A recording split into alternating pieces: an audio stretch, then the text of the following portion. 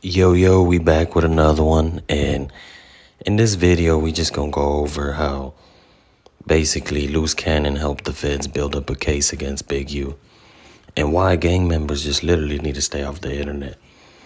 So as you see in this first page of the paperwork, so basically they're going over the incident where Luce Cannon had went on No Jumper and spoke on when they were committing robberies for Big U, and they'd go back to Big U's house and the people they robbed were there.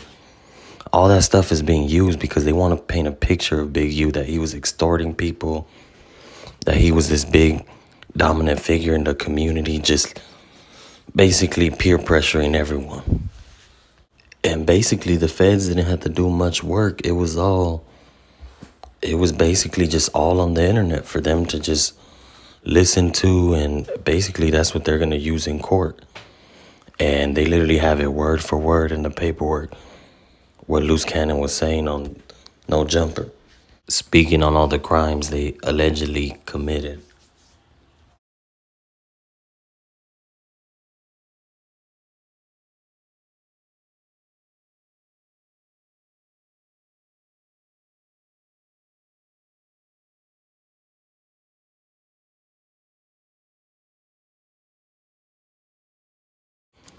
So in this second page of the paperwork, it brings up both Luce Cannon and Wack 100, what they were saying on the interview. Because if y'all remember, Luce was telling the story and Wack was like breaking it down, explaining why Big U did certain things. And you can see it word for word in the paperwork, and the feds are going to use all of that. And basically the feds are going to use this. This is their evidence. The feds don't have a lot of witness on a lot of these crimes, but you're literally speaking about this on a live podcast, and this is all the evidence they need. Luce Cannon didn't even have to snitch because he's talking about those situations, and it's going to be used in court as evidence. So in this third page, they're still talking about what Wack and Luce were saying on the interview, but they even start speaking about the Meek Mill situation, and y'all know Luce told that whole story.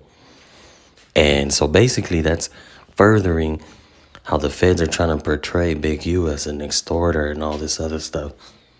And it's funny, they even go in to say that Luce doesn't mess with him anymore. He calls them these certain names, as y'all can see in the paperwork.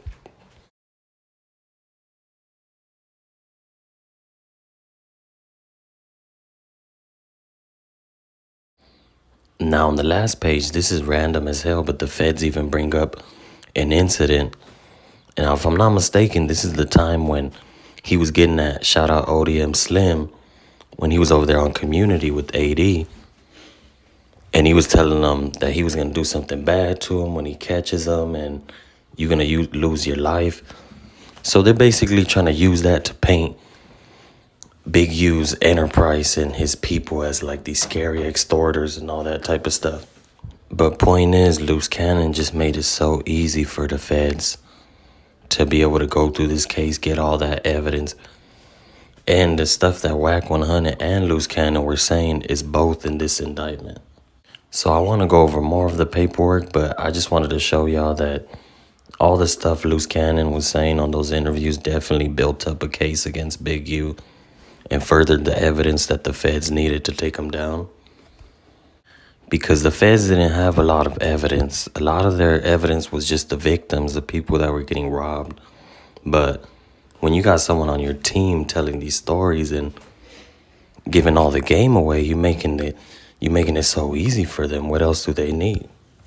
So y'all let me know what y'all think. Like, comment, subscribe.